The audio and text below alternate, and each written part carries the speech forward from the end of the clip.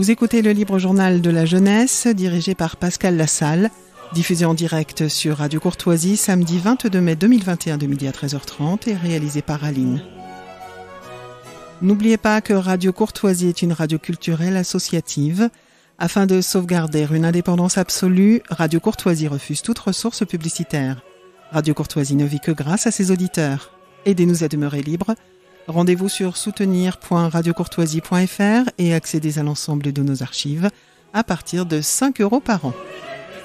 Vous pouvez intervenir au cours de cette émission par téléphone au 01 46 51 00 85 ou par courrier électronique à courtoisie@radiocourtoisie.fr.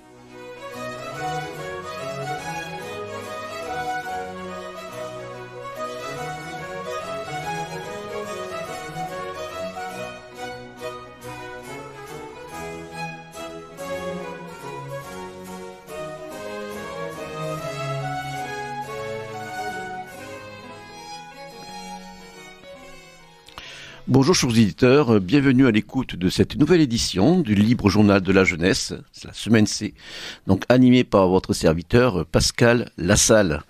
Alors aujourd'hui, nous allons consacrer dans les temps de tyrannie covidienne que nous vivons, une émission à un ouvrage qui a commencé à faire parler de lui, même si ça a été un petit peu progressif, un ouvrage qui s'intitule Covid-19, The Great Reset, en traduction en bon français, le grand commencement ou la grande réinitialisation, la traduction qui a été retenue par les auteurs. Donc c'est un ouvrage de 282 pages qui est paru en juillet 2020, qui a été rendu très facilement accessible. La version papier est vendue pour une somme modique et ensuite les deux versions anglaises et ensuite françaises sont relativement accessibles sur Internet. Donc c'est un ouvrage qui a très rapidement susciter l'intérêt de personnes attentives à ces développements. Je peux citer notamment les camarades de Faits et Documents, donc la fameuse lettre d'information confidentielle fondée par Emmanuel Ratier, qui lui ont consacré 3 numéros très éclairants entre septembre et octobre 2020. Donc voilà, pratiquement dans la foulée, avec la traduction de nombreux passages. Et cet ouvrage n'a pas fait l'objet d'une grosse couverture médiatique dans les médias dits mainstream, dans les médias un petit peu système, comme le confirmera un de nos invités, entre autres, qu'il a précisé dans son ouvrage.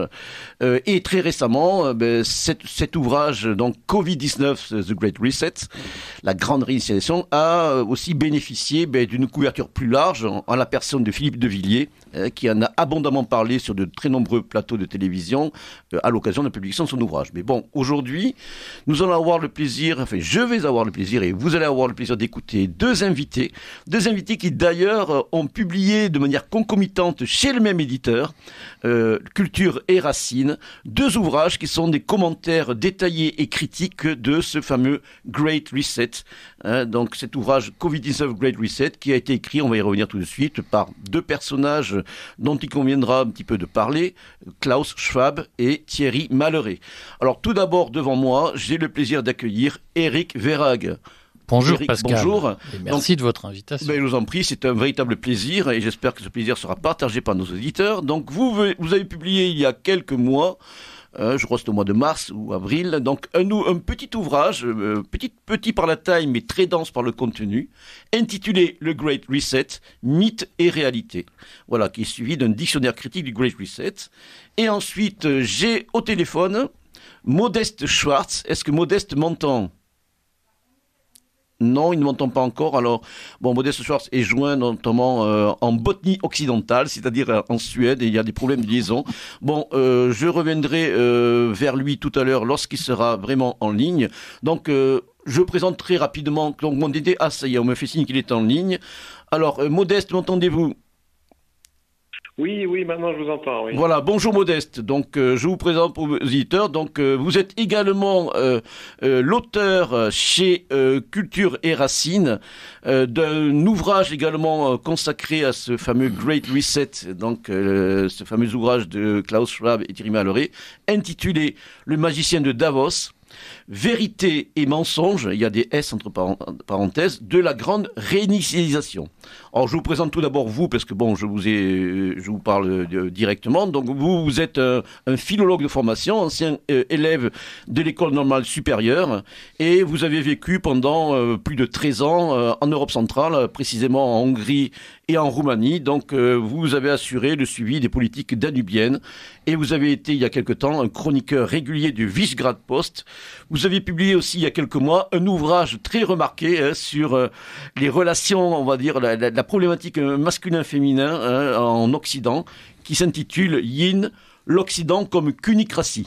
Pour ne pas écrire gynécocratie, comme aurait dit un juste et voilà, donc qui était également sorti chez Culture et Racines et qui, avec votre plume acérée, prenait des positions qui devaient un petit peu résumer l'état des lieux sur ce plan-là. Alors, je retourne vers Eric, que je présente également. Donc, Eric Verhaeghe est un ancien élève de l'ENA, et oui, c'est pas mon premier ENA que j'invite, tout finit par arriver, mais c'était déjà arrivé. Donc, il a été également haut fonctionnaire de l'État français.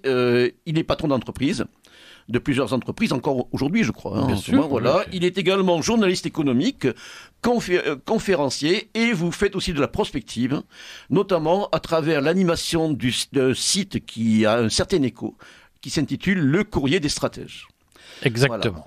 Alors je crois que pour éclairer nos auditeurs, il convient un petit peu de prendre les choses dans l'ordre et tout d'abord de nous pencher sur le cadre d'où émane cet ouvrage, dont d'abord les deux auteurs qui sont crédités de cet ouvrage, donc Klaus Schwab, Thierry Malheré, on verra que il ne convient pas peut-être trop s'étendre sur le personnage, et surtout aussi du cadre d'où ils émanent, c'est-à-dire le fameux forum économique de Davos, sur lequel on a écrit beaucoup de choses.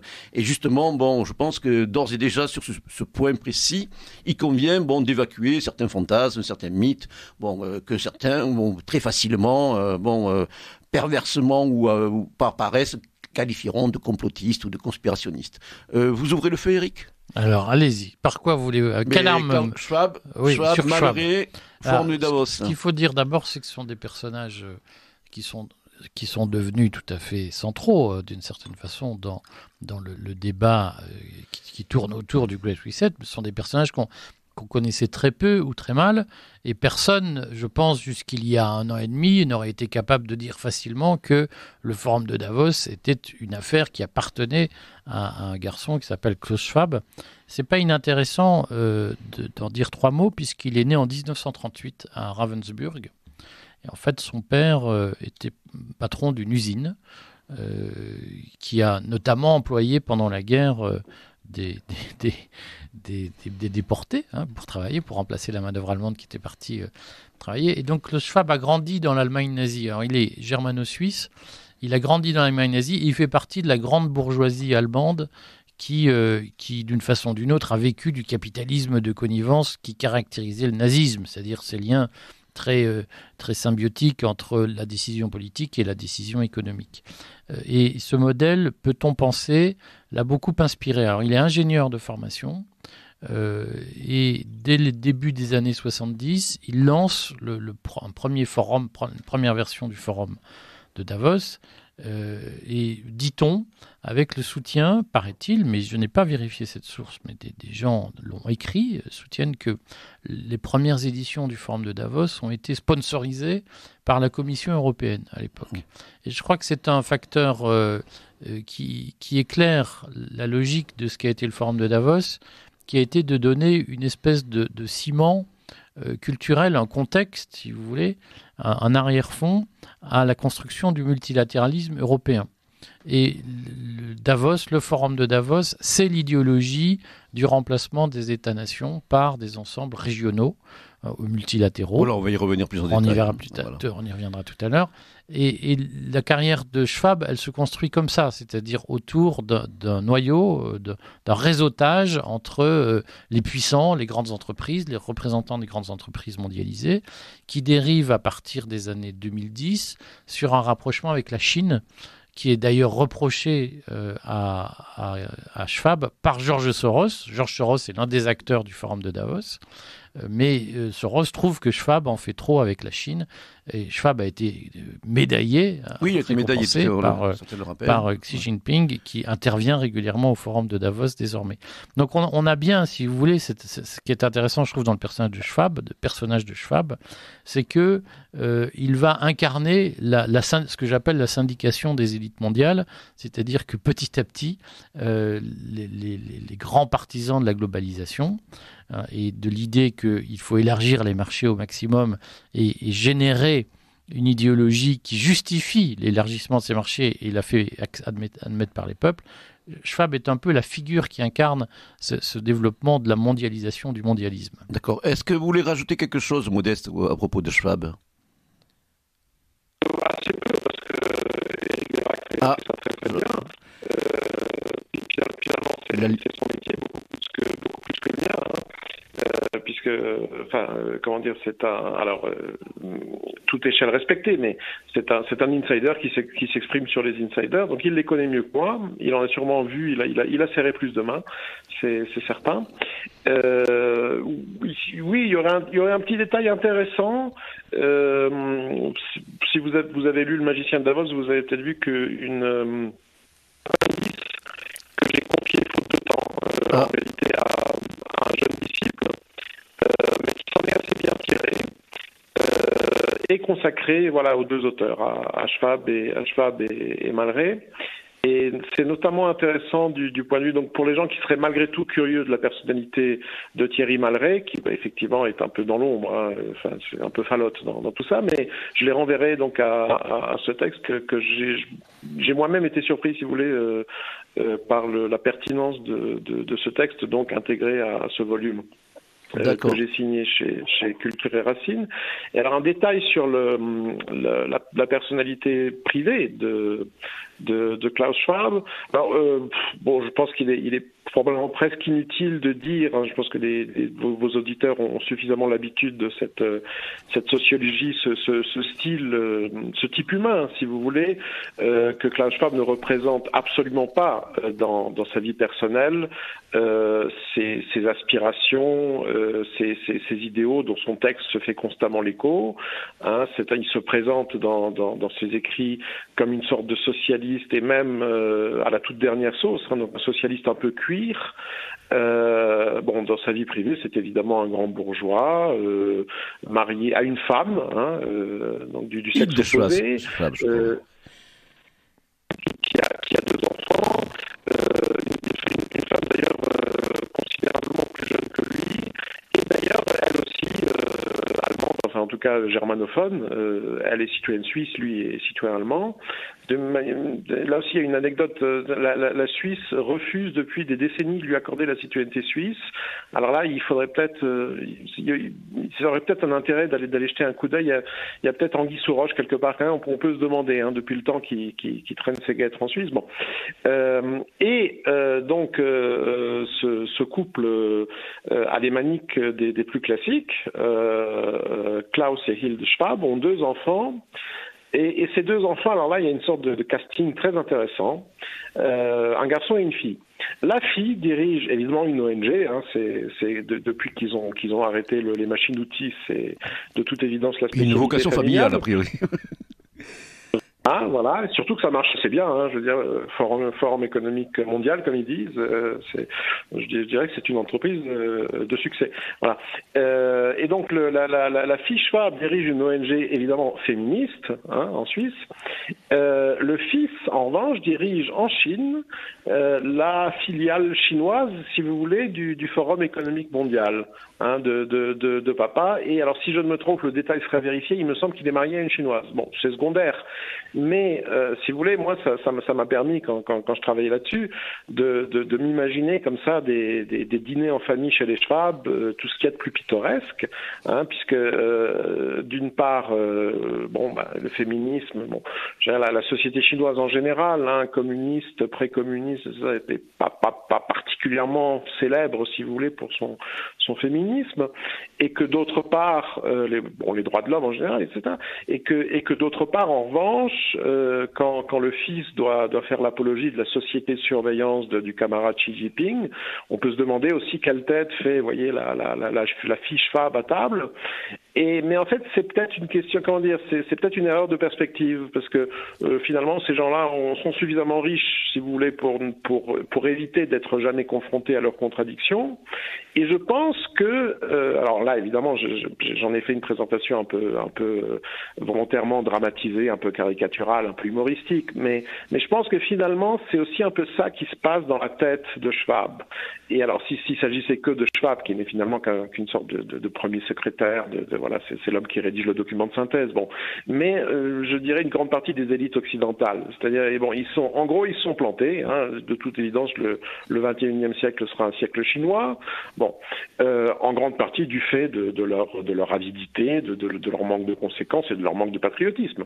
Voilà. Et une fois qu'on constate qu'ils sont plantés, ce qui va se traduire par un réajustement monétaire inévitable, là je renvoie aux analyses de Charles Gave, ils lorgnent du côté du vainqueur chinois. Ils y voient, voyez, la société de la surveillance généralisée, de l'identité digitale, etc. Ils se disent, voyez, ça me fait penser à ce poème de Cavafis sur l'approche des barbares. Ces gens-là pourraient être une solution. Ils se disent, ça marche bien quand même le modèle chinois. Hein. Si on essayait ça chez nous aussi.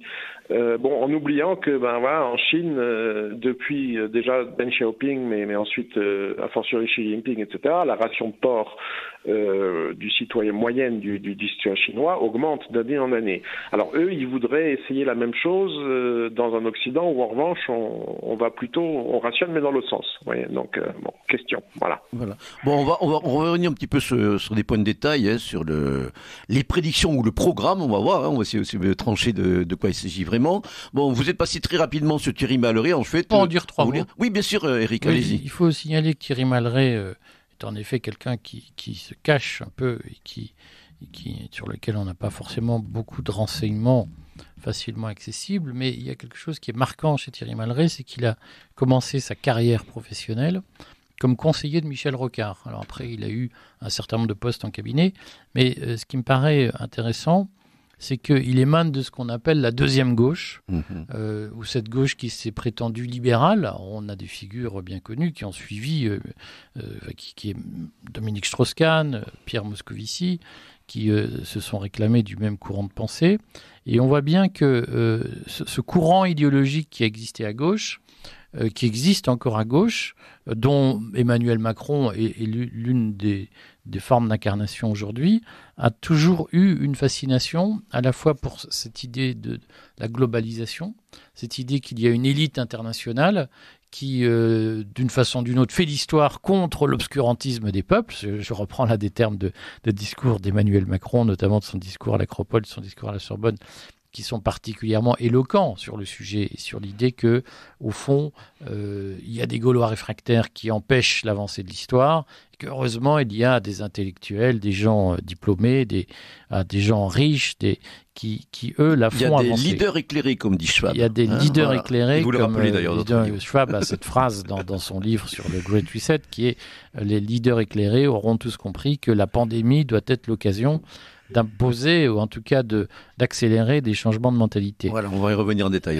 Et donc, Thierry Malheré appartient à cette gauche internationale libérale, mais qui déborde très largement le cadre des simples rocardiens. Je repense à ce que disait Raphaël Glucksmann, le fils du philosophe, qui politiquement appartient à cette gauche et qui disait « Je me sens mieux à New York qu'en Picardie ». Oui.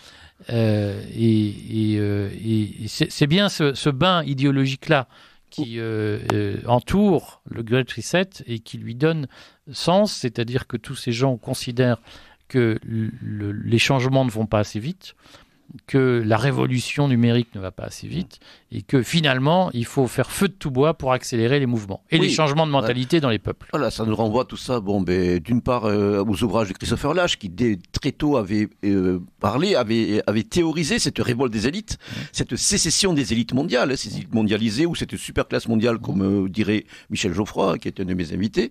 Donc, et puis, je crois que c'est Philippe de Villiers qui rappelait sur le plateau d'un confrère que Emmanuel Macron, je suis fatigué, avait été promu Young Global Leader à Davos en 2016. Voilà, donc en rappelant qu'ils étaient un petit peu les parrains de Macron, bon, bien sûr, il y a Jacques Attali, et il disait, mais Klaus Schwab aussi de la partie, de certaine manière. Donc là, en fait de compte, bon, mais on se retrouve, vous voyez, dans un contexte, dans un milieu, bon, qui est familier, qui est bien cerné, de certaine manière. Alors, bon, c'est vrai que vous, l'un et l'autre, vous avez tendance à dire que, bon, mais Mallory, c'est un peu la caution francophone, française, bon, de la signature, donc pour la signature de cet ouvrage. Vous développez également l'un et l'autre à la fois sur la facture même de cet ouvrage, son ton, sa rhétorique, et surtout le public auquel il s'adresse ou ne s'adresserait pas. Que pouvez-vous préciser pour nos auditeurs à ce sujet, Éric, tout d'abord? Alors, moi je l'ai lu en anglais en fait avant de le lire en français. C'est un anglais qui est très pompeux. Alors c'est un anglais c'est de l'anglais international, donc ça vaut ce que ça vaut. Mais je trouve qu'il y a énormément de formules pompeuses, de formules très intellectualisées. Alors, c'est probablement en partie parce que c'est aussi l'anglais de Schwab, c'est un anglais très allemand qui s'exprime.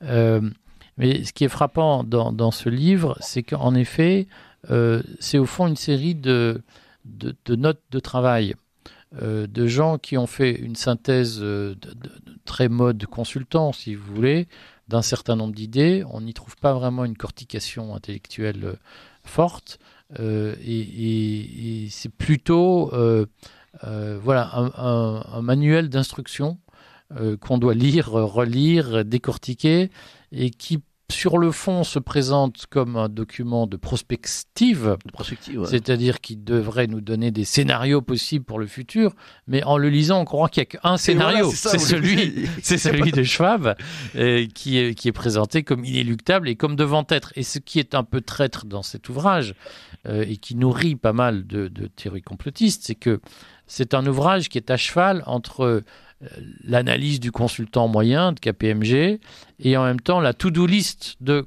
qu'est-ce qu'on doit faire pour régler les problèmes. Et de ce point de vue, c'est quand même un livre qui appelle, ce qu'on appelle le mainstream dans l'Union européenne, qui appelle à faire un mainstream autour de pratiques qu'on voit. On va en parler, je pense, aujourd'hui. Voilà, le passeport vaccinal, passeport sanitaire, c'est une idée très Great Reset compatible. Je dirais qu'à la sortie de ce livre, on se dit, il y a un certain nombre d'idées, je pense que dans une version enrichie de ce livre, je le ferai, il y a un certain nombre d'idées qui sont Great Reset compatibles. Et dans ces idées, il y a le passeport vaccinal, il y a la lutte contre les crypto-monnaies, il y a des tas de dispositifs de surveillance qui viennent d'être invalidés par le Conseil constitutionnel. On va y revenir. Voilà. Donc ce livre est en quelque sorte un mainstream vers ce qu'il faut faire, et tout le monde comprend dans l'univers de Davos ce que ça signifie, c'est-à-dire dans la pratique vendre les produits fabriqués par les acteurs de Davos, les financeurs de Davos, et qui sont tous des produits qui mettent en place ce que Philippe Villiers et d'autres appellent le capitalisme de surveillance, c'est-à-dire l'utilisation des technologies pour, d'une façon ou d'une autre, zombifier les individus, les transformer en simples consommateurs, sans marge de manœuvre. Déjà, voilà. Alors, Modeste, j'imagine aussi que vous avez des choses à dire là-dessus, hein, vous l'avez écrit notamment, donc concernant un petit peu, bon, vous êtes philologue en plus de formation, linguiste, donc sur la rhétorique, les éléments de langage employés, et puis aussi vous précisez un petit peu, selon vous, quel est le public auquel s'adresse cet ouvrage? Oui, alors, précisons le contexte d'écriture de mon propre texte, donc qui est un commentaire du même texte de base que celui qu'a commenté aussi avant moi d'ailleurs Éric Verhaeghe. J'ai pour ma part découvert le texte suffisamment tard pour avoir déjà directement accès à la version française, qui est aussi une sorte d'original dans la mesure où elle est due aux autres eux-mêmes, qui sont évidemment tous au moins bilingues, trilingues dans le cas de Schwab. Alors Schwab, effectivement, c'est ce personnage, le nom m'échappe, là, j'ai plus lu ça depuis longtemps, mais dans La Montagne Magique de Thomas Mann, vous savez, vous avez un personnage comme ça qui parle, enfin c'était... Oui, ça m'échappe, moi aussi, je l'ai lu longtemps. Un cliché du cosmopolitisme, voilà, ces gens qui parlent 5 langues mais aucune correctement. Bon. Ou plus exactement,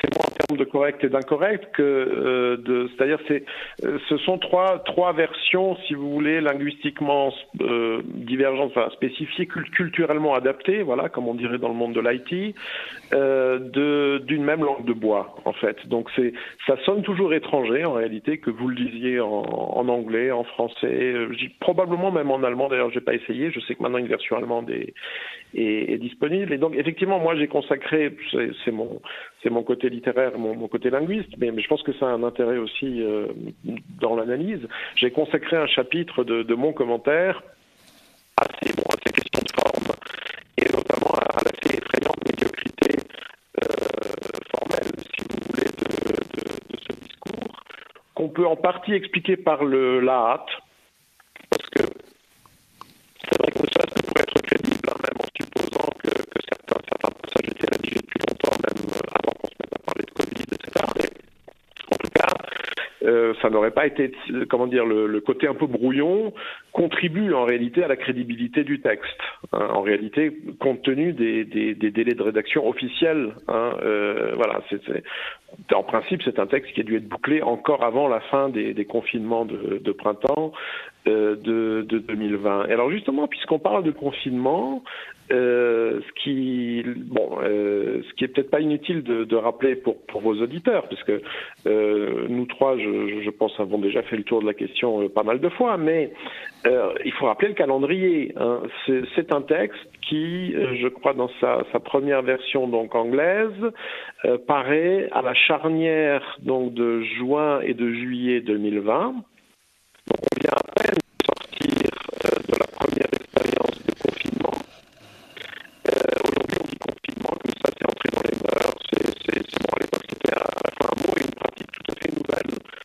Pour rappeler la très très très mince littérature pseudo-scientifique consacrée à cette méthode magico-médicale de lutte contre les épidémies, fait systématiquement référence à, je crois, un épisode d'Amérique du Nord datant de l'époque de la grippe espagnole, donc un siècle plus tôt.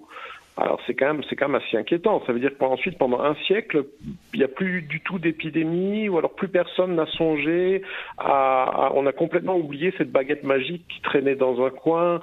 Non, évidemment, ça veut dire en réalité qu'il n'y a aucune base scientifique pour l'application de ce genre de méthode. Que d'ailleurs, au moment, peut-être pas au moment de l'écriture, mais au moment en tout cas de la publication de son texte, Schwab savait bien, ne pouvait pas ne pas savoir que la méthode avait déjà échoué. La comparaison de la France et de la Suède, par exemple, le montrait déjà très clairement. Et malgré tout, si vous voulez, comme si de rien n'était, il vous publie donc fin juin, début juillet 2020 ce texte qui part du principe, hein, parce que c'est une prévision, ça se présente comme des prévisions, comme de la prospective, même si Eric Verhaeg a très très justement fait remarquer que de la prospective avec un seul scénario, c'est quand même un peu suspect. Il part du principe donc que ça sera reconduit, et comme ça l'a effectivement été, hein, à l'automne 2020, à l'hiver 2020-2021, au printemps 2020, etc. Et là, du coup, quand on connaît l'influence du personnage, on est obligé de se poser la question. Est-ce que, sous une plume pareille, de telles, entre guillemets, prévisions ne deviennent pas très facilement, et on pourrait dire même à l'insu ou en dépit à l'insu du bon vouloir, hein, de son auteur, éventuellement, ne deviennent pas très facilement des prophéties autoréalisatrices. Hein, ça, je pense que c'est quand même la grande question qui plane au-dessus de ce texte, d'autant plus que le reste du texte, si vous voulez, que moi j'ai toujours plutôt analysé comme une sorte de marketing politique que comme un véritable programme, si vous voulez, de société ou de gouvernement. Le reste du texte s'emploie très activement à convaincre son public cible, qui pour moi est ce que j'ai appelé le middle management du mondialisme occidental, à convaincre donc ce public fait d'enseignants, de journalistes, de hauts fonctionnaires, etc., que, écoutez, les effets apparemment un peu désastreux, hein, quand même, de de ces méthodes pseudo-scientifiques de lutte contre des pandémies dont la constatation elle-même prête à certaines controverses. Bon, voilà. Écoutez, oui, ça, en apparence, sur le coup, ça a l'air désastreux, mais finalement, vous verrez que c'est un mal pour un bien, parce que ça permet de construire cette société plus verte et plus inclusive. Là, ça, c'est un véritable tic verbal de Schwab, ça se retrouve à peu près tous les 2 ou 3 pages. Donc, de lutter contre le fameux réchauffement climatique, d'enfin faire advenir l'épiphanie de l'égalité de genre, etc., etc. Donc vous avez à la fois des prévisions qui pourraient bien être des prophéties autoréalisatrices, vous avez à la fois un discours qui ne peut décemment qu'avoir un effet d'anesthésie, si vous voulez, c'est-à-dire en fait convaincre les membres de l'élite intermédiaire, du middle management, qui en mai-juin 2020 auraient quand même commencé peut-être à avoir des doutes, en constatant notamment le désastre économique, que finalement il vaut peut-être mieux se taire, même quand on a des doutes, vaut mieux jouer le jeu parce que finalement ça va dans son sens, et puis c'est ce que veulent nos maîtres, donc voilà. En tout cas, il apparaît à vous lire tous les deux que, et je pense que les auditeurs ont compris, et ça peut aussi être utile pour contrer des détracteurs qui tomberaient dans ce créneau, c'est-à-dire le créneau du complotisme et du conspirationniste, qu'il n'y a pas complot. Là. Enfin, il n'y a pas complot. Le fait de parler de cet ouvrage n'est pas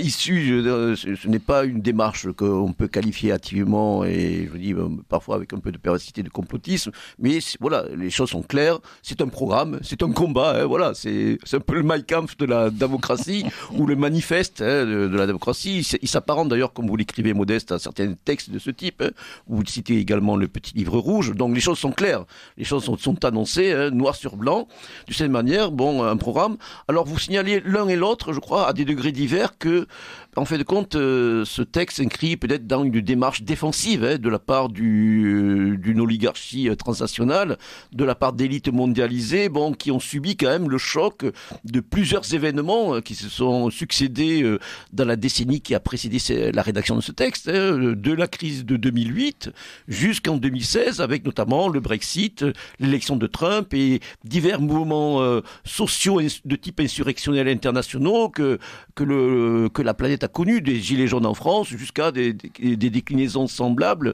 dans d'autres parties du monde. Éric ? Oui, alors, votre question appelle de très, très nombreux commentaires, mais ce qu'il faut dire, c'est qu'en réalité, il y a 2 séries historiques qui se rencontrent. Il y a une série historique que Schwab, dans un précédent ouvrage, a appelée la 4e révolution industrielle. Oui, voilà, effectivement. Il avait et donc, ce qu'il faut comprendre, c'est qu'en effet, le Great Reset, ce n'est pas un ouvrage qui part de rien. C'est un ouvrage qui consiste à dire la pandémie est l'occasion d'accélérer ce dont on parle depuis des années. Une formidable opportunité à saisir. Voilà. Et donc, la 4e révolution industrielle, c'est le précédent livre de Schwab, qui est la somme de ce que les financeurs de Davos, les adhérents de Davos, voudraient mettre en place, vendre, les marchés qu'ils veulent développer, qui n'existent pas encore, qui sont notamment des marchés liés à la transition écologique. Il faut comprendre que l'écologie, ce n'est pas un antilibéralisme. L'écologie, c'est un marché à conquérir, et un marché pour des produits nouveaux. On le voit déjà avec les marchés des produits bio, on le voit, etc. Les bio, les éoliennes. Voilà. Et donc, il y a, si vous voulez, cette attente qui est formulée par le syndicat des élites mondiales, qui est le Forum de Davos, qui rencontre et donc qui cherche l'occasion de le mettre en place, et qui, de fait, est confronté à une autre série historique qui, elle, est à l'orthogonale, qui est la résistance des États-nations, la résistance des souverainismes, comme on dit aujourd'hui, face à ce mouvement de globalisation. Et si vous vous souvenez, y compris en France, dans ce que Modeste appelle le middle management, que moi j'appelle la caste managériale, dans la caste managériale en France, vous avez eu au moment du Brexit, en France, des commentaires de journalistes, mais de gens qui prenaient la parole en disant il faudrait supprimer le droit de vote pour les cons. Voilà. Et donc, l'idée quand même du Great Reset, c'est utilisons la pandémie pour supprimer le droit de vote pour les cons. Voilà, c'est à peu près cet esprit-là, c'est-à-dire face à la résistance de cette molécule indésirable qu'on appelle l'État-nation, eh bien, utilisons la pandémie, les peurs qu'elle gère, les possibilités de mise sous cloche des populations, notamment par une surveillance généralisée, bien entendu au nom de la protection de la santé. Utilisons tout cela pour éviter contourner la résistance des peuples et forcer tout le monde à rentrer dans une nouvelle ère. C'est bien ça le principe du Great Reset, et Reset, réinitialisation en français, fait bien appel à l'idée qu'on va annihiler, si vous voulez, les résistances culturelles spontanées qui existent. C'est là que je trouve qu'il y a des débats idéologiques intéressants, c'est-à-dire que moi qui suis un adepte de Friedrich von Hayek, voilà, qui parlait d'ordre spontané, vous le savez, je suis un grand libertarien, face à l'ordre spontané qu'un Hayek préconise, hein, et le camarade Schwab, si j'ose dire, propose lui un ordre vertical, un ordre venu d'en haut, qui annulerait l'ordre spontané et mettrait en place un nouvel ordre. C'est, de mon point de vue, l'empreinte que le totalitarisme nazi a laissée sur la mentalité de Klaus Schwab, et c'est cette empreinte qui, d'une façon ou d'une autre, percole à travers le forum de Davos. Et donc, je pense qu'aujourd'hui, ce qui est intéressant dans ce Great Reset, c'est de noter qu'il y a en effet la tentative dans les élites mondialisées de reprendre en main le destin des peuples, au nom de nous sommes la caste éclairée, et ces gens-là sont d'obscurs nationalistes. Il y a bien cette tentative de reprendre en main une réalité qui est en train de leur échapper. Et ma conviction, on y reviendra sans doute, c'est que dans un monde de réseaux sociaux, dans un monde hyper décentralisé que permet Internet, en réalité, le combat du Great Reset est déjà perdu parce que le pouvoir est entre les mains des individus et n'est plus entre les mains d'une élite qui pense avoir capté la réalité. Malgré, on pourrait y revenir, les tentatives législatives liberticides qui se succèdent de façon très régulière, à l'occasion de la pandémie notamment. Bien sûr. Modeste, vous voulez ajouter quelque chose ? Oui, il y aurait beaucoup à dire. Je songeais surtout... pour l'instant, jusqu'à présent, on a surtout discouru un peu en parallèle, si vous voulez. Et d'une part, c'est quand même très intéressant. D'autre part, je me disais que c'était quand même aussi un peu dommage, puisque donc, vous m'avez donné, pour la première fois, on ne se connaît pas, cette chance de pouvoir dialoguer avec cet auteur qui m'a lui-même beaucoup inspiré. Hein. J'ai écrit mon propre commentaire en ayant sous le coude celui d'Éric Verhaeghe.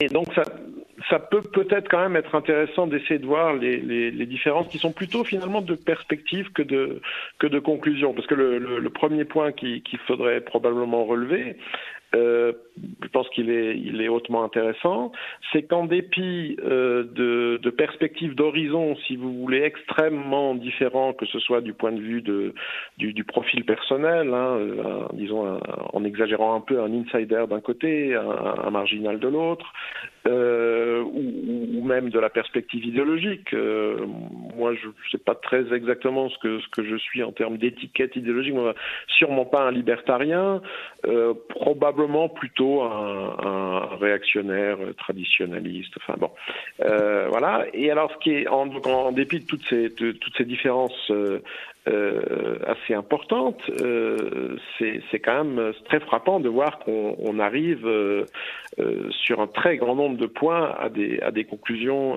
sinon identiques mais très semblables. Donc là, ça devrait quand même un peu mettre la puce à l'oreille, et je pense que c'est aussi ce qui a justifié l'excellente décision donc des éditions Culture et Racines de risquer ce doublé, hein, c'est-à-dire de publier presque en même temps ces deux textes portant sur un même thème, donc sous un même label éditorial. Je pense que c'était une excellente idée. Alors venons-en aux différences. J'ai tendance à penser qu'Éric Verhaeghe a une lecture plus économique de la grande réinitialisation, que j'ai pour ma part une lecture un peu plus politique. Et c'est qu'il y a une autre différence qui est l'accent que de mon côté j'ai mis sur la dimension géopolitique. Alors pourquoi est-ce que c'est couplé ? Parce que, si vous voulez, de mon côté, dans le Forum économique mondial, le seul mot que je prends vraiment au sérieux, c'est forum. C'est-à-dire que, effectivement, c'est de l'entre-genre, c'est fait pour, comme le Bilderberg, comme le siècle, etc. Économique, déjà, bon, il y aurait beaucoup à dire. Mais alors mondial, là surtout, non, je suis désolé. Dans la bouche de ces gens-là, mondial, c'est un cache-sexe pour occidental. Alors, est-ce que ça s'oppose vraiment, si vous voulez, est-ce que le grand ennemi, finalement, ou la grande inquiétude, c'est vraiment l'État-nation, et là, on va vers, si vous voulez, on va vers Pierre Hillard, on va vers la thématique du gouvernement mondial, etc. Est-ce que c'est pas plutôt, à mon avis, la concurrence géopolitique ? Parce que les États-nations, si vous voulez, par exemple en Europe, écoutez, et là c'est un patriote français qui parle, au sens de, par exemple, de membres du parti du même nom. Bon, mais jusqu'à présent, au moins, les États-nations en Europe, dans le cadre du Covidisme, on les a pas vus extrêmement. Vous voyez, ils marchent quand même tous d'un seul pas. Donc, pourquoi est-ce que Schwab et ses copains voudraient à tout prix se débarrasser de ces structures? Si vous voulez, de ces leviers, de ces courroies de transmission de la volonté davosienne, qui ont fait leur preuve et continuent à très très bien marcher en tant que telles, sous cette forme, disons, cette carapace ou ce squelette, État national ou pseudo-État national, diront les idéalistes, pour qui l'État-nation devrait être autre chose, etc. Bon, et qui souvent oublient un peu les origines du dit État-nation, qui sont... Voilà, donc pour vous, ce sont en quelque sorte des coquilles vides, en fin de compte. On a l'enseigne État-nation, mais elle est vidée d'une véritable souveraineté, telle que, elle a pu s'incarner historiquement, quoi. Et si on revient à ce dilemme même de Roderick, donc cite volontiers Klaus Schwab, donc pour les auditeurs, rappelons brièvement. Oui, rappelez-le, c'est une modélisation. C'est une modélisation théorique dans lequel vous avez un triangle. À chaque sommet du triangle, un principe, un principe organisationnel. À un sommet, la mondialisation, à l'autre, l'État-nation, et au troisième, la démocratie. Et le principe du trilemme, c'est que visiblement, il y a un élément en trop. C'est-à-dire que les trois, en tant que tels, à trois, ne sont pas compatibles. Pour que le système survive, il va falloir faire sauter l'un des trois sommets du triangle. Et alors évidemment, c'est sûrement pas la mondialisation que Davos souhaite. Mais du coup, est-ce que c'est vraiment l'État-nation? Moi, j'aurais tendance à dire que c'est plutôt la démocratie, et que leur lecture, si vous voulez, de ce qui pour eux constitue le modèle chinois, en fait, c'est ça. C'est-à-dire trouver des moyens, entre autres technologiques, de technologie policière, qu'on se comprenne, d'enfin fermer leur gueule à tous ces sans-dents, gilets jaunes et autres mécréants qui ne croient pas suffisamment à Mère Nature, à Gaïa, etc. Parce que, et là on en vient, là aussi je rebondis sur ce qu'a dit Eric Verreek à l'instant, de toute évidence, il y a une pensée de l'organisation par le haut, et que, pour ma part, j'irais jusqu'à dire pseudo-théocratique. C'est-à-dire ce que propose Schwab, c'est une sorte d'organisation théocratique sans Dieu, ou alors avec un Dieu qui probablement sous des traits féminins, vu l'esprit des temps, c'est préférable, Gaïa, etc. Mais relativement discret, on va dire, en termes d'élaboration théologique. Mais l'ambiance, elle est tout de même parfaitement théocratique. Alors, il emploie pour désigner, si vous voulez, la sainteté, les justes. Il emploie effectivement l'adjectif éclairé. On trouve l'expression dirigeant éclairé. Mais en fait, ce qui revient beaucoup plus souvent, c'est activiste. Alors ça, c'est un terme tout à fait clé qui reprend donc à ce vocabulaire à ce champ sémantique des mouvements woke, queer, etc. Et alors, ce qui est intéressant, c'est que cet adjectif-là, dans son discours, il ne s'applique pas qu'à des des leaders, si vous voulez, parce que tant qu'il parlait de dirigeants éclairés, bon, ça fait partie de ces métaphores auxquelles on s'est déjà habitué. Hein. Je veux dire, quand c'est un régime qui plaît à l'Occident, bah, c'est un régime c'est une démocratie, voilà, comme Israël, la plus grande démocratie du Moyen-Orient. Quand ils sont pas d'accord ou qu'ils font pas de bonnes affaires, ça s'appelle un régime. Hein. Alors tantôt le régime Loukachenko, à une époque on parlait beaucoup du régime Orban, maintenant qu'il pique bien sa population, visiblement ça les gêne moins. Bon, voilà. Et donc, bon, qu'est-ce qu'un dirigeant éclairé? Ben, c'est un dirigeant qu'on aime bien. Et puis, ça finalement, c'est, si vous voulez, à l'époque de la solidification de l'Empire romain germanique, on procédait pas différemment avec l'adjectif chrétien. Bon. En revanche, activiste, c'est pas limité, si vous voulez, à cette sphère des dirigeants, des États, etc. Il vous parle de syndicalisme activiste. Il vous parle d'actionnaires activistes, il vous parle d'employés activistes. Alors du coup, vous vous demandez, mais attendez, les syndicalistes, ils sont pas activistes par définition, s'ils font du syndicalisme, non, c'est pas comme ça qu'il l'entend. Pour lui, un syndicaliste activiste, c'est un syndicaliste qui, et il donne un exemple, alors il trouve toujours ça et là sur la loi des grands nombres, on trouvera forcément, surtout dans la Silicon Valley, on trouvera toujours forcément un exemple, donc d'un syndicat qui au sein de je ne sais quelle entreprise d'IT a réussi en faisant pression sur la direction à convaincre l'entreprise de ne pas développer certains produits parce qu'ils n'étaient pas suffisamment verts et inclusifs. C'est-à-dire en réalité à raccourcir le carnet de commandes. Donc vous voyez, le syndicalisme activiste au sens de Schwab, c'est le syndicaliste qui va lutter au sein de son entreprise pour pouvoir travailler plus pour gagner moins. En fait, et ainsi de suite. Et l'actionnaire qui lui, là aussi, ayant le vert et l'inclusif à cœur, va faire pression sur l'entreprise dont il détient des parts pour gagner moins, et ainsi de suite. Et bon, on arrive très rapidement, enfin, on se rend très rapidement compte qu'il est en train en fait de dresser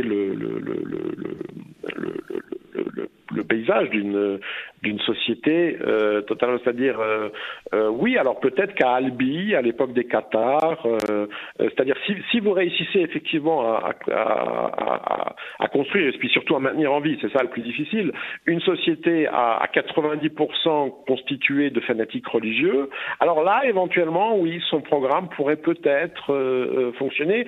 Sinon, souvenez-vous comment ça a fini à Albi, hein. Ouais. Alors, je rappelle à nos éditeurs qui sont à l'écoute du Libre Journal de la Jeunesse, animé aujourd'hui par Pascal Lassalle, et qui a l'immense plaisir de recevoir deux invités.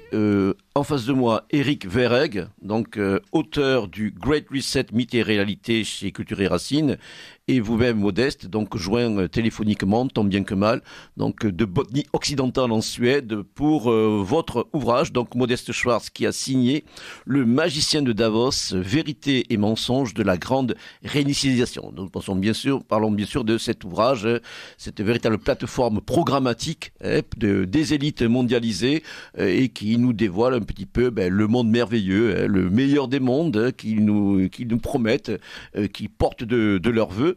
Alors justement, ce meilleur des mondes, bon, vous avez cité ce fameux trilemme là de Frédéric, et qui montre qu'en fin de compte, ce qui va passer risque de passer aux oubliettes. L'État-nation, moi j'aurais tendance plutôt à pencher pour la démocratie qui vraiment en priorité est en train de passer aux oubliettes. Et comme vous l'écrivez, Eric, vous allez pouvoir revenir là-dessus, se développe plus que jamais, même si ce n'est pas nouveau. Hein, les tendances dessinées l'étaient déjà bien avant, comme vous l'avez rappelé. C'était dans les projets, dans les cartons depuis bien longtemps.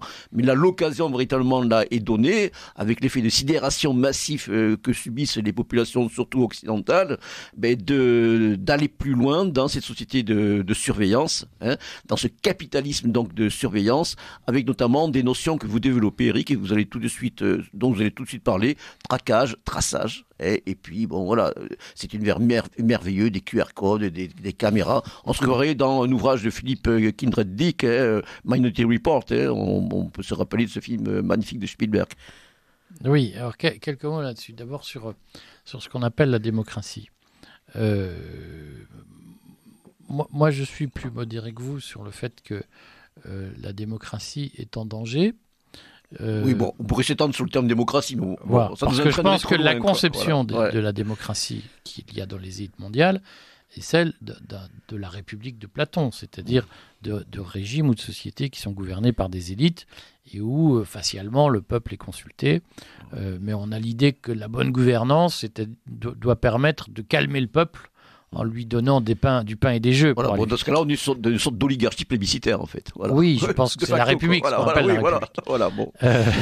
République de Platon. C'est une vision platonicienne et pas aristotélicienne de la démocratie.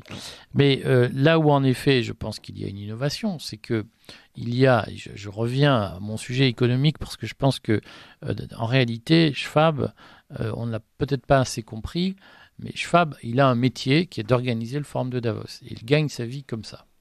Et son métier, c'est d'une certaine façon d'être une espèce de salon international d'un certain nombre de produits. Voilà. Et les gens qui financent Davos le financent pour avoir accès à des puissants, à rencontrer des puissants à Davos. Ils vendent leur soupe.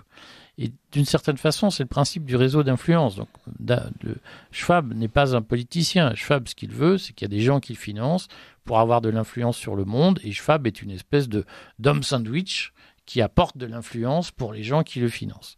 Et les gens qui le financent ont en effet des idées sur ce qu'on pourrait faire avec les nouvelles technologies. Les gens qui le financent sont pas c'est des gens, il y a des sociétés françaises qui financent, des entreprises françaises qui financent. Mais il faut comprendre que dans ces entreprises, il y a des gens qui fabriquent par exemple des logiciels de reconnaissance faciale. Et que, bien entendu, l'enjeu, c'est de convaincre les gouvernants qui sont invités à Davos, ou qui gravitent autour de Davos, d'accepter la mise en place de logiciels de reconnaissance faciale au jour le jour, si possible, achetés par les États avec l'argent des contribuables. Je prends cet exemple à dessein, puisqu'il se trouve que la loi de sécurité globale, qui vient d'être largement retoquée par le Conseil constitutionnel pour ces violations de la démocratie, enfin des libertés fondamentales. Vous l'avez écrit sur votre site, là, je l'ai lu hier. Ouais. La loi de sécurité globale transpose dans la loi, autorise, régularise l'utilisation d'un certain nombre de dispositifs qui sont fabriqués par des financeurs de Davos autour de la reconnaissance faciale. La loi de sécurité globale prévoyait, on en a assez peu parlé parce que l'attention a été focalisée, à mon avis, avec une certaine astuce, sur la question est-ce qu'on a le droit de filmer des policiers ou pas, qui est en réalité une question totalement annexe. La vraie question, c'est que la loi de sécurité globale visait à autoriser la captation d'images par des drones et leur traitement en temps réel par la police. C'est-à-dire que, ça veut dire quoi ce charabia ? Ça veut dire que ce que la loi de sécurité globale autorisait, c'était l'envoi de drones dans les rues de Paris, par exemple, et la possibilité pour la police de voir qui fait quoi dans les rues, sans aucun contrôle, y compris si vous êtes un honnête citoyen qui ne pose pas de problème. Et vous savez que c'est la différence avec la télésurveillance. La surveillance ne permet pas aujourd'hui facilement de reconnaître les gens, ni de savoir ce qu'ils font en temps réel. Là, l'idée, c'est vraiment d'envoyer des drones et qu'en temps réel, la police puisse dire « Monsieur Lassalle, va chez Monoprix, va à je sais pas quoi, va au restaurant à tel endroit ». Et de collecter toutes ces données dans un big data qui permet en réalité de ficher tout le monde. Vous avez noté que début décembre sont passés des décrets sur le fichage généralisé de la population française selon tout un tas de critères totalement extravagants. Donc on voit bien, si vous voulez, que derrière la question de la pandémie, pendant qu'on nous parlait tous les jours de est-ce qu'on va déconfiner, est-ce qu'il y a plus ou moins de malades, est-ce que ceci, est-ce que cela, est-ce que Raoult est gentil ou méchant, derrière le gouvernement profond a pris des mesures pour mettre en place réellement le système de Davos et pour mettre en place des outils de traçage ou de traquage qui permettent de surveiller concrètement les citoyens. Et évidemment, personne n'en a parlé parce que la gestion de la peur et la gestion du traumatisme qui est la pandémie, traumatisme très largement fabriqué par des médias subventionnés qui ont expliqué que tout ça était très dangereux, très grave et que nous étions au bord du gouffre, toute cette stratégie de la gestion de la peur a permis d'occulter la mise en place de mesures extrêmement autoritaires. Ce qu'il faut comprendre, c'est que, en effet, ce traçage ou ce traquage du capitalisme de surveillance n'est pas un fait de science-fiction, c'est la réalité d'aujourd'hui. Ça a commencé et c'est déjà en œuvre. C'est déjà en œuvre et de manière accélérée en tout cas. On sent qu'on fait passer ça en force. On choisit une heure tardive ou bien sûr une majorité de nos députés sont aux abonnés absents à la piscine peut-être. Et puis ou alors des périodes estivales. Et puis surtout aussi une volonté. Vous parliez de capitalisme de connivence. On a une connivence aussi avec les grands acteurs du privé, les GAFA notamment, à qui on a délégué et l'État régalien laisse faire une faculté de pouvoir censurer des propos dissonants. Moi, j'inverserais la proposition, si vous permettez de répondre, qui est de dire qu'aujourd'hui, Facebook est les GAFAM, mais on va parler de Facebook, puisque c'est le Facebook, Google, sont les bras armés des États. Et que les États ne les laissent pas faire. Les États utilisent Google et Facebook pour mettre la communication entre les gens, la liberté de penser sous contrôle. Oui, bien sûr. C'est ce que je voulais dire en fait. Quelques remarques d'auditeurs. Pour la montagne magique, on rappelle que le personnage s'appelle Settembrini. Et l'auditeur précise, ce qui est curieux, c'est que l'histoire se déroule à Davos. Comme quoi. Question intéressante. J'y songeais d'ailleurs, mais je ne l'ai pas posée. En vous écoutant, je me demande si le projet de M. Schwab ne s'inscrit pas dans une suite du projet de la société fabienne, le fameux socialisme fabien. Oui. Alors on peut en dire trois mots. Trois mots. Hein. Voilà. Mais je ne veux pas censurer Modeste. Non, mais il y a en effet, si vous voulez, cette logique de la société fabienne. On rappelle en trois mots ce que c'est. C'est cette espèce de réformisme britannique des années, du 19e siècle, qui visait à dire on fait plus de révolution, on fait des changements petit à petit. Et qu'on a retrouvé en partie dans le projet de société ouverte de Karl Popper. Dont George Soros s'est beaucoup inspiré. Mais là, ce qui est intéressant, justement, c'est que d'une certaine façon, Schwab signe l'échec de la société fabienne. C'est-à-dire que Schwab dit, mais tout ça va trop lentement. On ne peut plus se permettre de curiasser les réformes. Il faut faire un grand bloc, un grand train de réformes et profiter de la pandémie pour faire un grand train de réformes. Et donc, de mon point de vue, la théorie, le Great Reset de Schwab, c'est l'échec ou l'impatience des élites mondiales vis-à-vis de la stratégie fabienne, qui est une stratégie trop lente et qui laisse sur sa fin. Mais il faut se souvenir que la société fabienne, c'est une réponse à la dictature du prolétariat et à la théorie de la révolution chez Marx. Mmh. D'accord. Vous êtes d'accord avec ça, Modeste ? Tout à fait. Encore une fois, on prend des chemins, comme on pouvait s'y attendre, assez distants, et finalement on arrive à la même destination. De mon côté, j'ai plutôt, mais tout ça ce sont finalement des métaphores. Hein. C'est quand ce sont pas de pures métaphores, parce qu'il y a aussi des liens, si vous voulez, d'engendrement. Il y a aussi de réelles racines historiques. Mais au lieu d'aller chercher, par exemple, du côté de la société fabienne, que je mentionne, hein, cela dit, parce que j'ai aussi un chapitre sur la contraposition Huxley-Orwell, que je compare, à, si vous voulez, d'un côté à ce qu'a été Schwab et à ce qui risque de devenir, hein, d'une certaine manière. Bon. Moi, j'ai plutôt utilisé la métaphore, si vous voulez, communiste, c'est-à-dire que parmi les descendants de Marx, pour les auditeurs, il y avait à la veille de la révolution bolchevique, la révolution russe, il y avait deux courants principaux de l'austro-marxisme qui avec Rudolf Hilferding, si je ne m'abuse, ouais. Voilà, était principalement une pensée qui a été principalement synthétisée par Rudolf Hilferding, notamment dans son film Capital, le Capital financier de 1910, pendant que à l'Est, ou dans des réduits d'émigration des communistes russes, se formait une hérésie, si vous voulez, mais qui a fini par être celle qui a eu le plus de succès au XXe siècle, qui était l'hérésie léniniste. Bon. Et de ce point de vue-là, je pense qu'effectivement, on peut tout à fait comparer. Alors, si vous voulez, dans cette métaphore-là, on pourrait dire que Schwab est une sorte de Hilferding qui, à son insu, se transforme en Lénine. Vous voyez, parce que son discours, et surtout quand on regarde en arrière, hein, surtout comme l'a un peu fait Eric Vareg, on a tendance à lire la grande réinitialisation à la lumière de l'ouvrage précédent, donc sur la quatrième révolution industrielle. Alors là, on est tout à fait dans Hilferding. Hein, le grand capital arrivé à son stade financier va fusionner avec l'État. Comment exactement? Alors là, c'est très intéressant, mais bon, ça nous mènerait trop loin. On va réaliser sans aucune révolution, sans aucune violence, dans le consensus généralisé, les buts qui sont ceux du bolchevisme, parce que les buts sont bien les mêmes. Ce sont deux chapelles au sein d'une même église.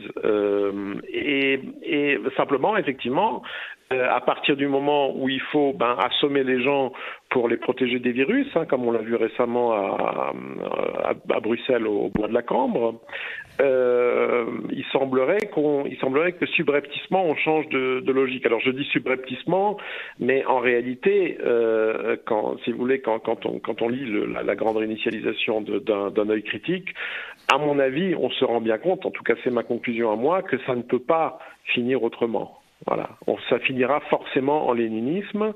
Et alors ensuite, évidemment, on peut se lancer dans des débats un peu nominalistes sur qu'est-ce que la démocratie, etc. Finalement, au pire moment du stalinisme, il y a quand même toujours eu tous les 2-3 ans, etc. des simulacres électoraux. Oui, d'accord.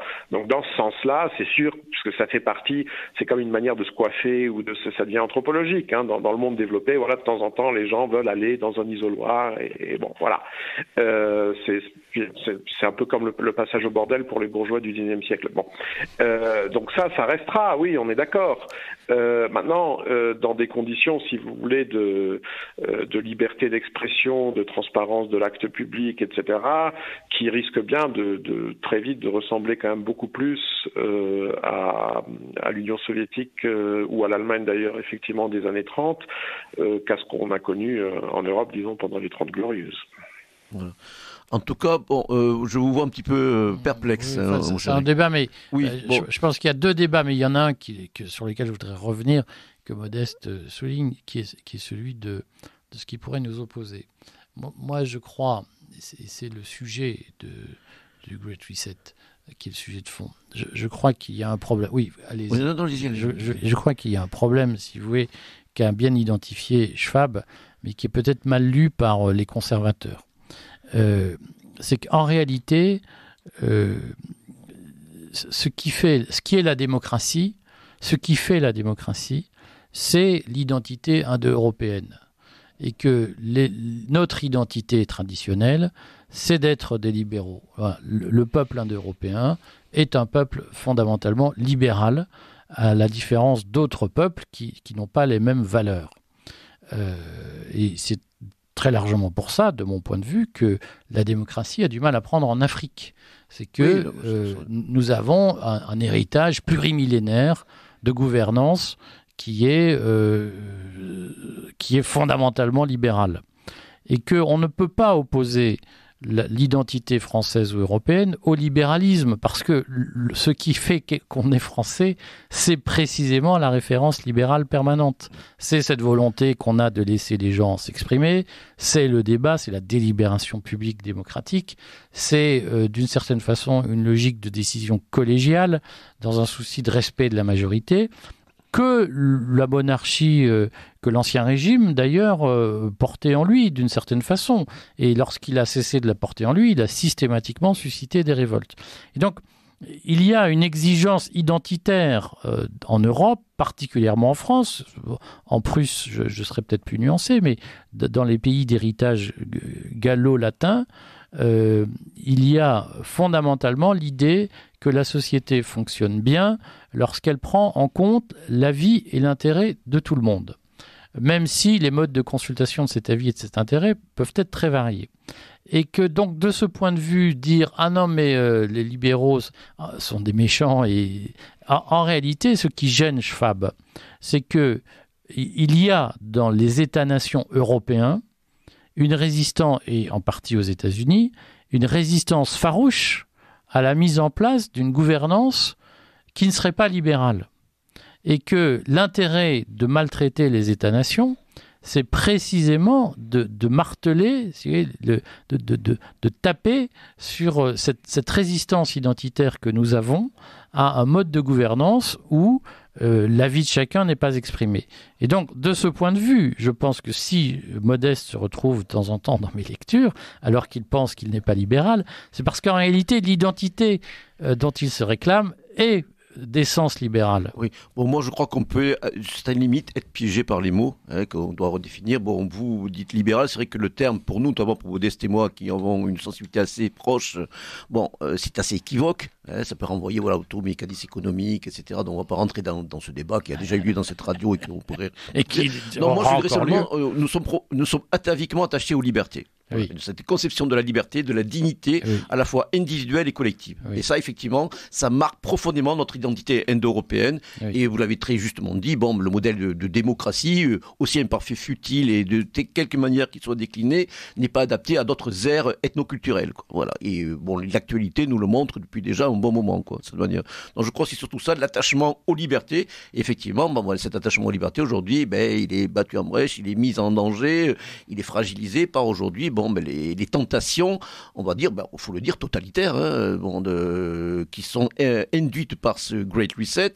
Et comme vous l'écrivez l'un et l'autre, on oscille entre le modèle singapourien au mieux, c'est ce que dit Schwab, Alexandre Schwab, et surtout le modèle chinois. Et là, comme aussi le signalait Modeste, de par notamment des considérations d'équation personnelle concernant Schwab et sa famille, et puis bien sûr tous ceux qui gravitent autour, il y a des questions à se poser pour savoir tout simplement, et on avait même quelques indicateurs à ce niveau-là, assez inquiétants, est-ce que le modèle chinois, par exemple, du crédit social ne fascine pas nos élites? Et en fin de compte, on dit, pour juguler une fois de plus ces sans-dents, ces Gaulois réfractaires et autres, notamment aux États-Unis aussi, où on a quand même des aspects positifs de cet attachement aux libertés qui se manifestent. On le voit notamment par les actions des gouverneurs de Floride ou de Texas, et qui nous montrent que, en fin de compte, on peut vivre non masqué et sans toutes ces contraintes. Ce qui montre que l'ultralibéralisme du Texas a du bon. De certaine manière, moi aussi, je suis pragmatique, je ne suis pas sectaire, donc même si les auditeurs le savent, j'ai historiquement établi une critique assez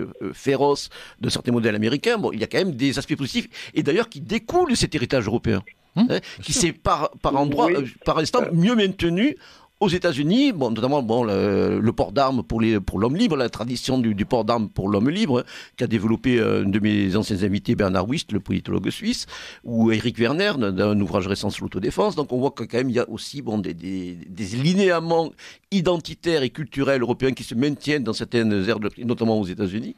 J'entendais Modeste qui voulait intervenir.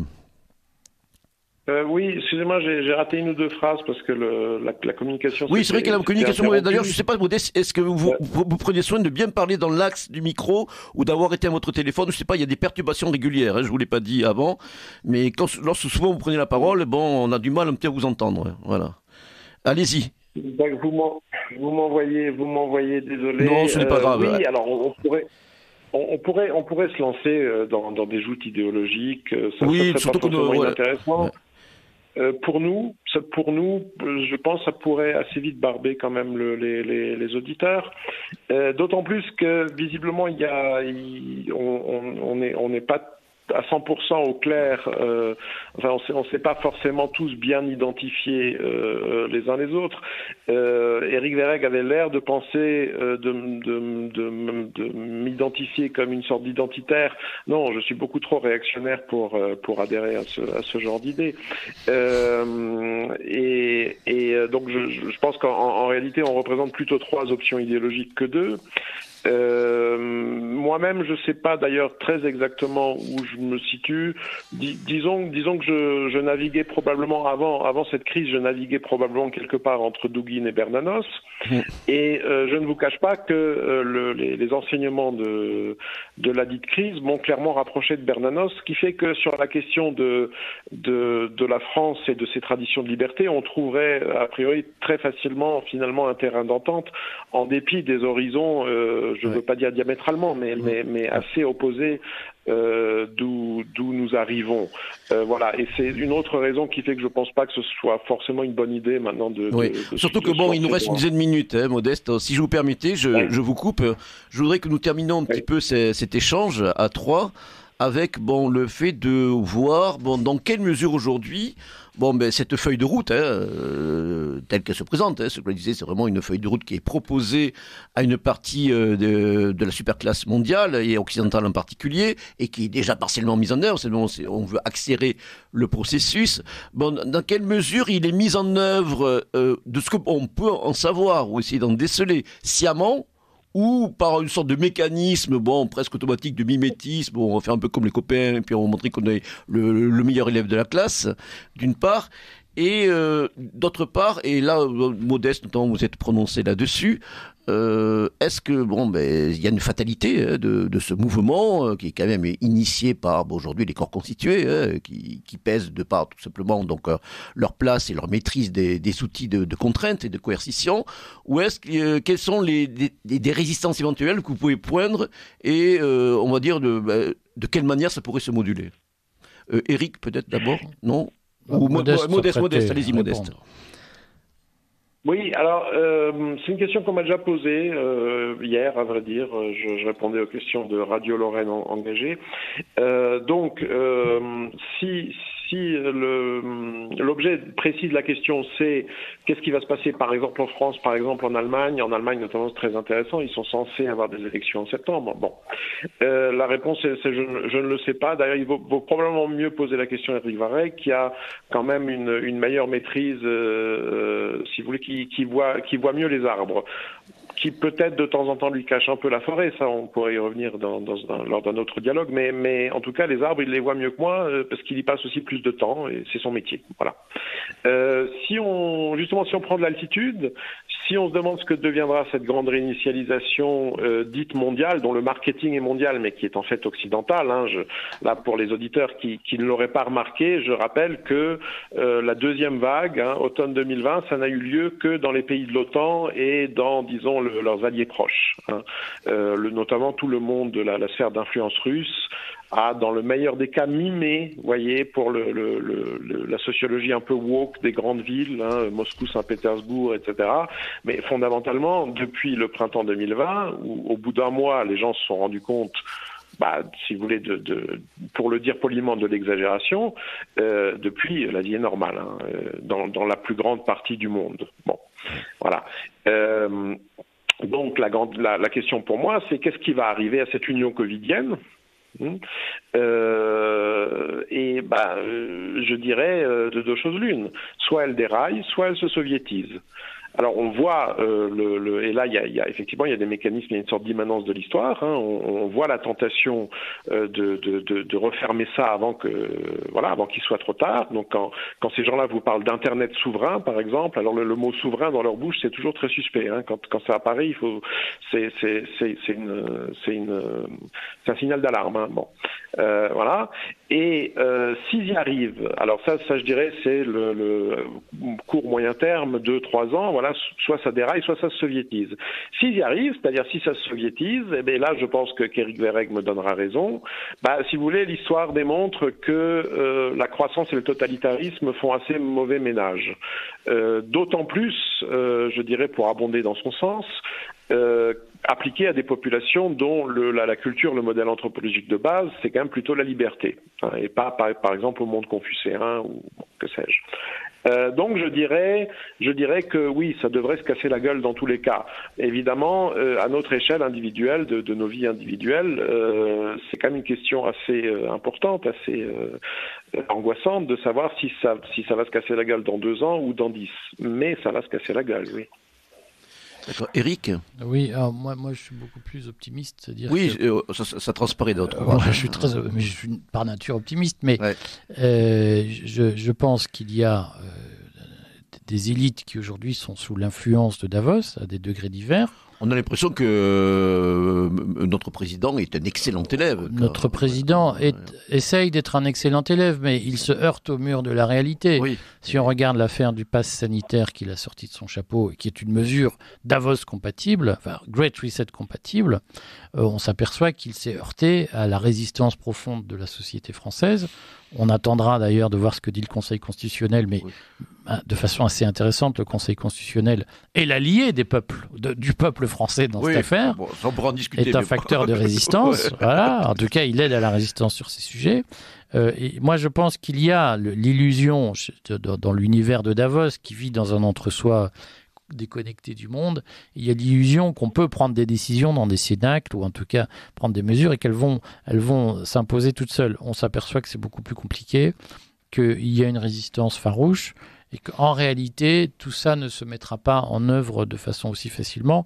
L'illusion, c'est que la Chine est dans une phase inexpugnable, si j'ose dire. Alors, je ne suis absolument pas convaincu que le modèle chinois puisse durer éternellement. Ouais.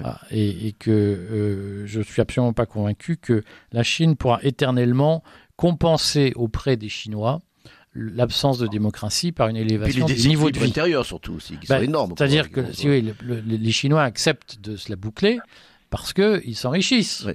Le jour où le processus s'arrêtera, je pense que le gouvernement chinois, le communisme chinois va traverser une mauvaise période. Que là, il y a des réalités surtout démographiques qui sont à l'œuvre et qui risquent de remettre en cause justement il y a un vieillissement de la population et il y a de toute façon, si oui, à un moment donné, la Chine s'enrichit en devenant l'atelier du monde ou l'usine du monde, mais ça ne sera pas éternel. Tôt ou tard, il y aura un phénomène de rattrapage qui rendra l'exercice compliqué. Donc moi, je suis beaucoup plus optimiste parce que je pense que Davos, le Great Reset est déjà mort, mais Klaus Schwab ne le sait pas encore. En tout cas, on fait tout dans une perspective d'ingénierie sociale et de formatage un petit peu des opinions pour nous faire croire le contraire, notamment par rapport à l'acceptation qu'auraient nos compatriotes. Je pense à ce récent sondage de BVA qui est sorti il y a 2 jours, je crois, et qui dirait que soi-disant 67% de compatriotes seraient encore partisans du port du masque à l'extérieur, alors que nous savons pertinemment par des études sérieuses que ça ne sert à rien.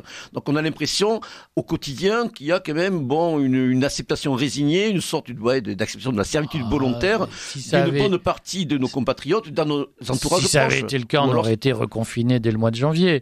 Je vous pose la question. Si Macron n'a pas décidé, si Macron n'a pas osé reconfiner en janvier, alors qu'il y avait une pression terrible pour le faire dans les élites, c'est très largement parce qu'il a senti qu'à la base, il y avait un problème. Et donc, je suis convaincu, si vous voulez, que les Français, qui ne sont pas des grands agités du bocal, ont formé une résistance passive au processus. Le masque, pourquoi pas, si ça peut servir à quelque chose. Mais globalement, on a un peu atteint les limites de l'exercice. Moi, je suis très, très, très optimiste sur la suite parce que je pense que les populations ont d'ores et déjà montré leur résistance et leur refus d'en aller au-delà de la part du Great Reset. Et je pense que le mouvement du Great Reset sera un mouvement de reflux. Il y aura un sujet sur les monnaies, en revanche. Oui, on pourra en reparler, effectivement. Il y a plein de points que nous n'avons pas détaillés, forcément. De toute façon, je renvoie, bien sûr, nos auditeurs à V2 ouvrages. Donc, je vais tout de suite, d'ailleurs, rappeler les références, à la demande, d'ailleurs, d'un auditeur. Il me reproche de parler trop vite, c'est vrai. J'ai ce petit défaut de méridional, de m'exprimer un peu trop vite. Alors, je vais y aller lentement, pour lui et pour d'autres.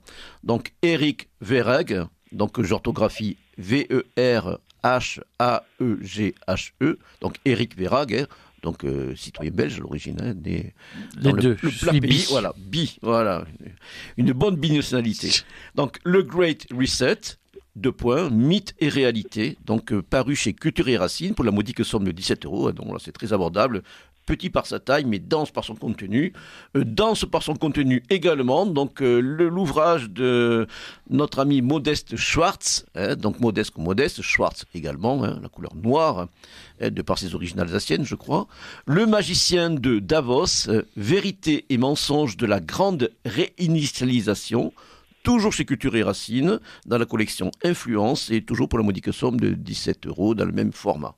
Voilà. Modeste, un dernier mot, là, il vous reste peut-être 2 ou 3 minutes pour conclure en quelque sorte sur la dernière question que j'ai posée. Qu'est-ce qui peut nous faire espérer de cette manière, ou au contraire nous désespérer peut-être, selon votre nature et vos impressions? Oui, j'avais déjà en grande partie répondu, oui. Mais je peux rebondir sur ce qu'a dit Eric Verhaeghe. Donc, comme d'habitude, finalement, on est d'accord, notamment sur le pronostic final. Maintenant, il faut bien que quelqu'un joue le rôle du pessimiste, puisque Eric Verhaeghe a assumé celui de l'optimiste. Pour ma part, j'aurais malheureusement plutôt tendance à penser que oui, en fin de compte, ça va s'arrêter, si vous voulez, mais ça va s'arrêter après un certain nombre d'épisodes, fort peu démocratiques de l'histoire européenne à venir. Je sais pas, en tout cas, moi je me rappelle d'une photographie que j'ai vue hier sur des policiers en fusil d'assaut avec des G36 qui faisaient évacuer donc une terrasse à 21h02, quoi. Bon, enfin, il est clair qu'on est bien sûr dans l'état d'urgence. On est normalement les flics doivent porter gilet pare-balles et être armés au maximum parce que mais il y a aussi le contexte du terrorisme. Mais quand même, ces images elles sont pas neutres, quoi. Oui. Tout à fait. Si vous voulez, j'aurais tendance à dire que le Great Reset, oui, d'un certain point de vue, dans une certaine perspective, Éric Verreigh a raison, c'est déjà mort. Finalement, c'était peut-être une idée morte-née, mais d'un autre point de vue, ça a trop bien marché. C'est-à-dire que, quand bien même maintenant les élites davosiennes, et je pense que dans les rangs, si vous voulez, il doit y avoir du mou, puisque de toute évidence, Schwab a pris c'est pour ça que je le compare un peu aussi aux bolcheviks par rapport aux mencheviks. Schwab a pris la tête, si vous voulez, d'une aile, avec aussi Gates et quelques autres, d'une aile extrêmement activiste, extrêmement léniniste, paradoxalement, pour des gens qui ont un discours hilferdingien, de ce club. Mais il y a probablement aussi d'autres, et là je pense qu'Éric Verreigh le sait mieux que moi dans le détail, il y a aussi d'autres opinions, d'autres sensibilités, d'autres perspectives, et dans ces rangs-là, je pense qu'en ce moment, il y a des gens qui doivent discrètement, mais quand même se faire du souci, vous voyez.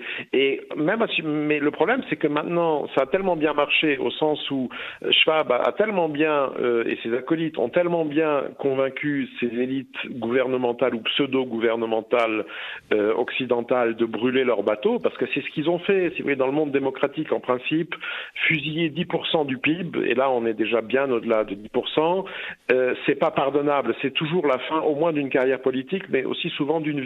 Je rappelle qu'un certain couple de Ceausescu avait été exécuté par balle pour moins que ça il y a encore 30 ans en Europe.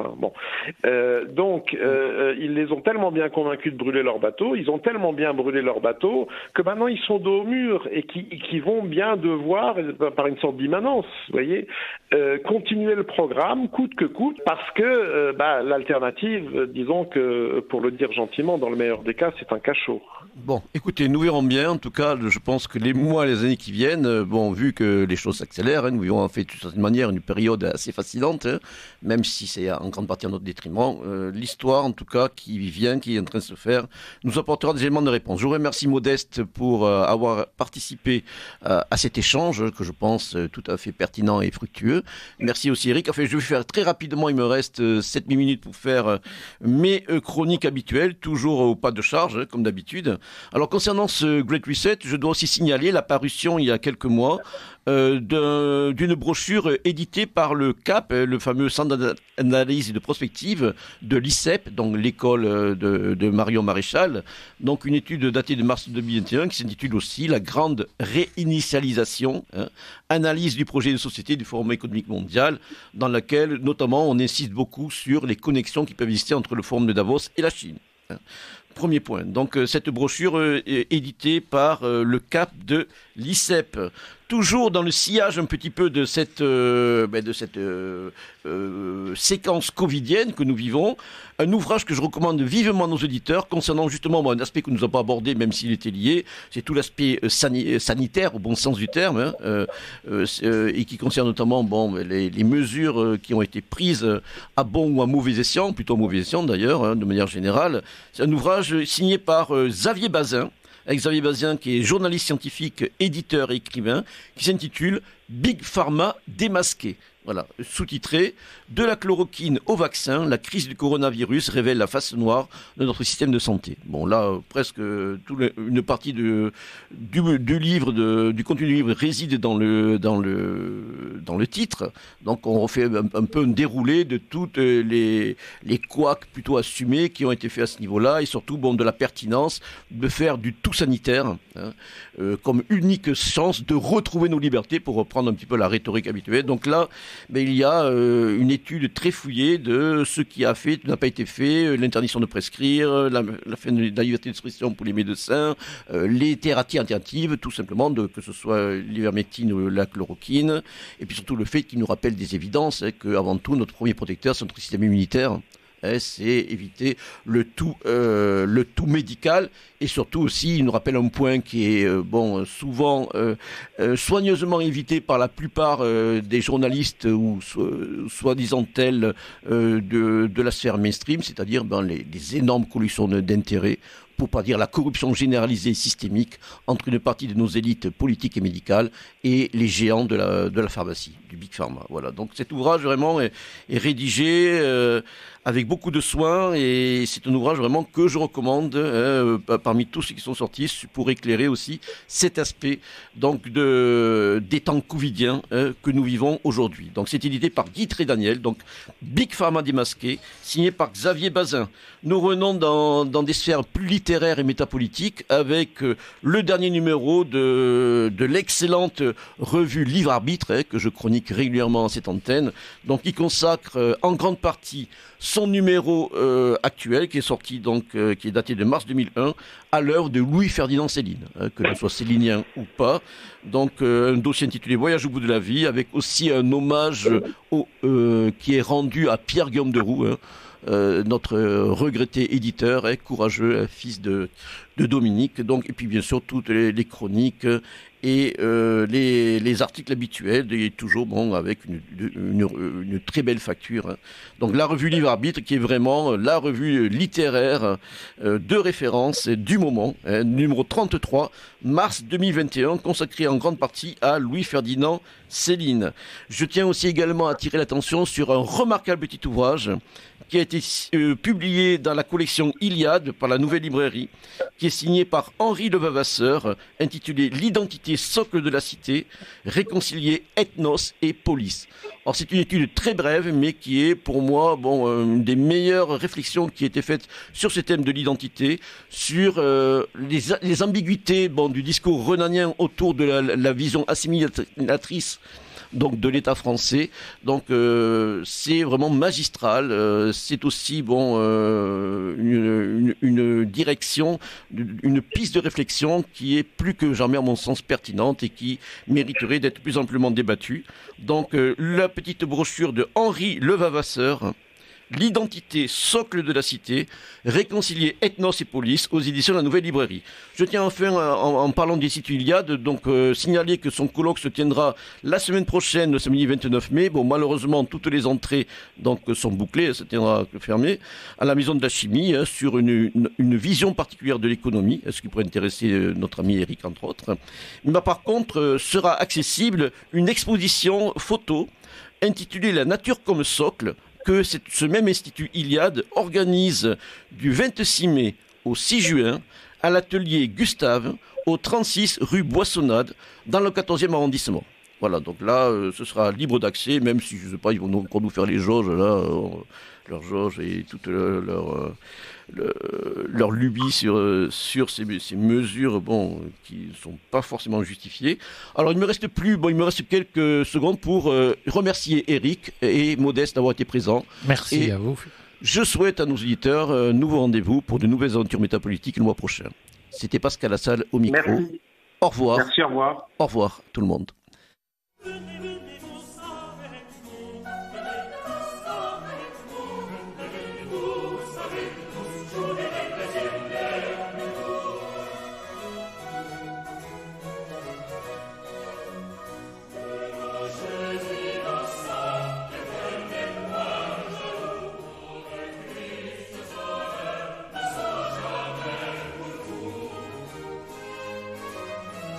Vous venez d'entendre le libre journal de la jeunesse dirigé par Pascal Lassalle, diffusé en direct sur Radio Courtoisie samedi 22 mai 2021 de midi à 13h30 et réalisé par Aline.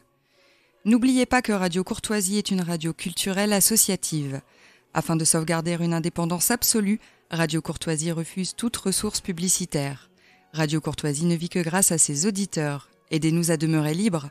Rendez-vous sur soutenir.radiocourtoisie.fr et accédez à l'ensemble de nos archives à partir de 5 € par an. Si vous le désirez, nous pouvons vous faire parvenir un enregistrement de ce libre journal. Commandez le CD-ROM pour le prix franc de port de 9 € ou 6 € seulement si vous êtes adhérent de notre association. Je vous rappelle notre adresse, Radio Courtoisie, 61 boulevard Murat, 75 016, Paris.